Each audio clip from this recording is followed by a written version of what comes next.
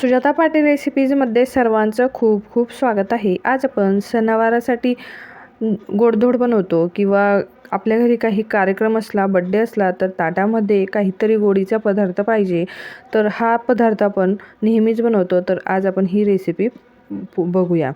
इथे मी एका कढईमध्ये थोडंसं पाणी घालून घेतलं. त्यानंतर यामध्ये हे 1.5 लिटर दूध आहे. हे दूध आधी मी तापवून घेतलं होतं. ते दूध यामध्ये घालून घेत आहोत. त्यानंतर असा एक पळीचा चमचा घ्यायचा. तो चमचा या दुधामध्ये टाकून द्यायचा. पळीचा चमचा टाकल्याने काय होतं की दूध अजिबात ओतू जात नाही. त्यामुळे हा चमचा या कढईमध्येच टाकून द्यायचा. असं दूध उकळायला लागलं की पळीच्या साहाय्याने त्याची साय मोडायची आणि ती दुधामध्येच मिक्स करायची. आता हे दूध आपल्याला व्यवस्थित उकळून घ्यायचे. फक्त मध्ये मध्ये आपल्याला ह्या पळीने ही साय मोडून आणि दुधामध्ये मिक्स करून घ्यायची. आता आपण यासाठी जो लागणारा खवा असतो तो बनवून घेऊया. बऱ्याच वेळा आपल्याला जवळपास खवा अवेलेबल नसतो. त्यावेळी अशा पद्धतीने इन्स्टंट खवा तुम्ही नक्की बनवू शकतात.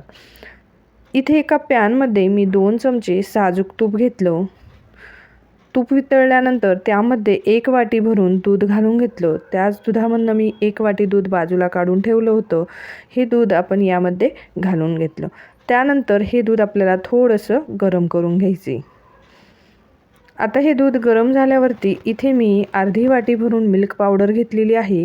ही मिल्क पावडर जे दुकानात पॅकेट भेटतं ते 2 पॅकेट घेतले. 10 रुपयेवाले असे 2 पॅकेट घेतले. आता ही मिल्क पावडर आपल्याला व्यवस्थित ह्या दुधामध्ये मिक्स करून घ्यायची. सुरुवातीला आपल्याला वाटतं की याच्या गाठी पडल्या आहेत, पण नंतर ह्या गाठी आपोआपच मोडून जातात. आता हे दूध घट्ट व्हायला लागलं आणि याचा खवा तयार व्हायला सुरुवात झाली. अशा पद्धतीने आपल्याला कंटिन्युअसली हे फक्त चाळत राहायचे. ते घट्ट होत असतं. एक 5 ते 7 मिनिटानंतर हा खवा अशा पद्धतीने कढईला सोडायला लागलं की इथे आपला खवा तयार आहे समजायचे. आता आपण हा खवा काय करू, एका वेगळ्या वाटीमध्ये काढून याला थोडासा गार करून घेऊया. अशा पद्धतीने खवा बनवूनसुद्धा आपण अगदी छान अशी बासुंदी घरच्या घरी बनवू शकतो. खवा नसेल तर हा अगदी छान असा पर्याय आहे. इथे बघू शकतात आपलं दूध उकळत आहे आणि दूध आटतसुद्धा आहे, कारण की बासुंदी दूध आटल्यावरतीच छान लागते.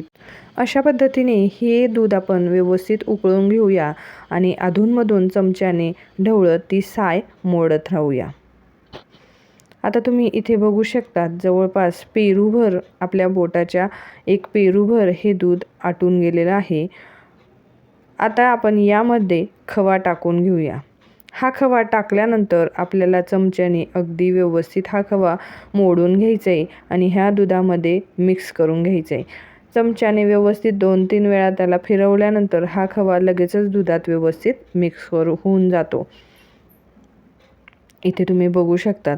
आता आपल्याला काय करायचे, ड्रायफ्रूट्स घेतलेले आहे ते मी थोडेसे ठेचून घेतलेले आहे खलबत्त्यामध्ये आणि ते यामध्ये टाकून घ्यायचे. काजू असो, बदाम असो, आपल्याकडे जे अवेलेबल असेल ते. त्यानंतर इथे मी चारोळ्या घेतल्या होत्या. 1 चमचाभर चारोळ्या यामध्ये घालून घेतल्या. चारोळ्या हे ऑप्शनल आहे. तुम्हाला आवडत नसतील तर नाही घातल्या तरी चालतं.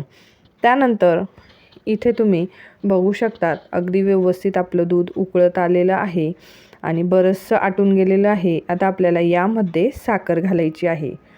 साखर आपलं दूध आटून झाल्यानंतरच घालायची. आपण सुरुवातीला साखर घातली तर ती साखर जास्त होऊ शकते, म्हणून आपल्याला दूध जेवढं आटत आलं की तेव्हाच ती घालायची. आता इथे मी जवळपास 1.25 वाटीभर साखर घालून घेतलेली आहे.